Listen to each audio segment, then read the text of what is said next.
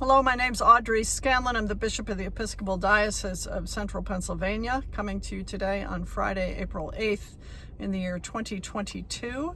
I'm actually filming this on Thursday, April 7th, and I am en route between Lewistown, where I've been at a clergy meeting this morning, and Harrisburg, where I will be conducting some meetings in the afternoon. But I pulled over here near the place that's called the Arch Rock. You may know it. It looks like a great rainbow of striated rock. Such a beautiful rock in different colors of sandstone and beige and red. But I'm down here along the banks of the Juniata River. The river is pretty swollen.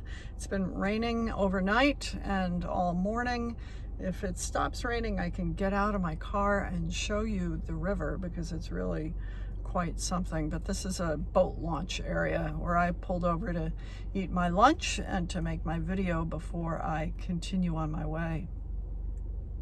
And so when I met with the clergy this morning, we talked about our Lenten discipline, our Lenten practices, what we've been up to, themes that have risen up during this season of Lent, and of course we looked forward to Holy Week and Easter.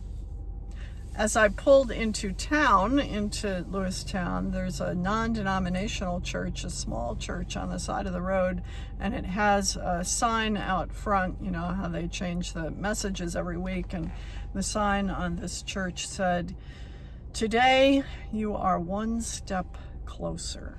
Today you are one step closer." And I pondered that as I drove into town, and pondered it again as I left town and saw that again. And I thought, one step closer to what? Well, surely one step closer to Easter, one step closer in our Lenten journey to the great celebration of the resurrection.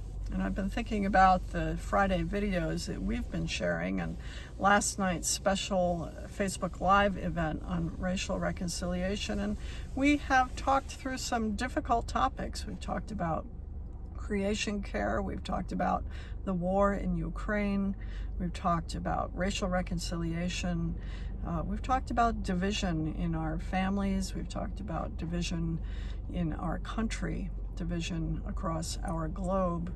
These have been important subjects for us to consider. I won't say we've dug into them because there's always so much more work to do. But there has been across all of these themes and topics the consistent theme of reconciliation, of moving, yearning for and continuing to move towards wholeness. It's something I talk about quite a bit. And so I wonder, as we grow closer to the celebration at Easter, as we are today one step closer, how has it been for you? How has this Lent worked its way in you? How have you been changed? How have you been open to transformation? Last night, as we did our Facebook Live session on racial reconciliation, we talked a little bit about the importance of reckoning, of coming to terms with the sin that we have committed, the error of our ways before we are able to move forward. And so I wonder how that has been for you in this Lent. Have you had some instances of your own reckoning? If you have, I would invite you to bring those things with prayer into Holy Week as we step now onto the threshold of the most sacred week of the year, as we walk with Jesus through the gates of Jerusalem all along the way to end up at Golgotha, to end up outside the tomb where God works God's marvelous and mysterious deed. And we are surprised and filled with joy on Easter Day. So what do you bring to that week? What do you bring at the almost end, one step closer of our 40-day journey together? Let me pray with you a portion of Psalm 32, because it talks about that movement of reckoning and how God meets us in that process. Psalm 32.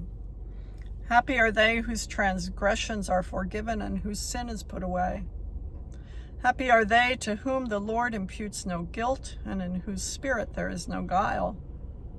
While I held my tongue, my bones withered away because of my groaning all day long. For your hand was heavy upon me day and night. My moisture was dried up as in the heat of summer. Then I acknowledged my sin to you and did not conceal my guilt. I said, I will confess my transgressions to the Lord. Then you forgave me the guilt of my sin. Therefore, all the faithful will make their prayers to you in time of trouble. When the great waters overflow, they shall not reach them. You are my hiding place. You preserve me from trouble. You surround me with shouts of deliverance. Those are the first 8 verses of the 32nd Psalm, which goes on for a few more verses after that.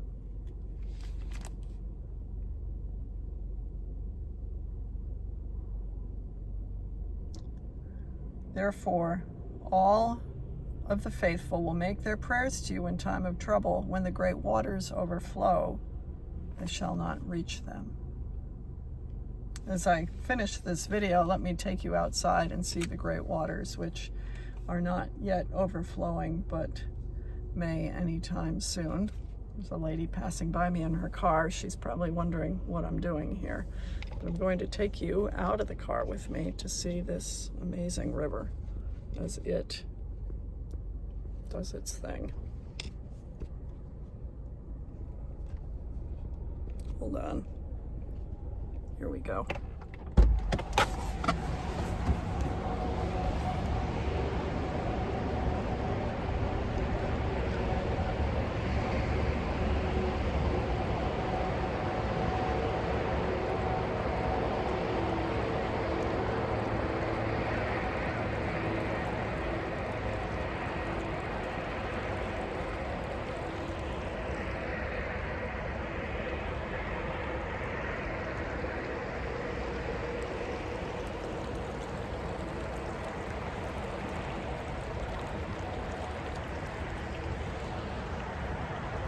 And so, my friends, I bid you a blessed and wonderful Holy Week, full of devotion, full of prayer, full of meaning.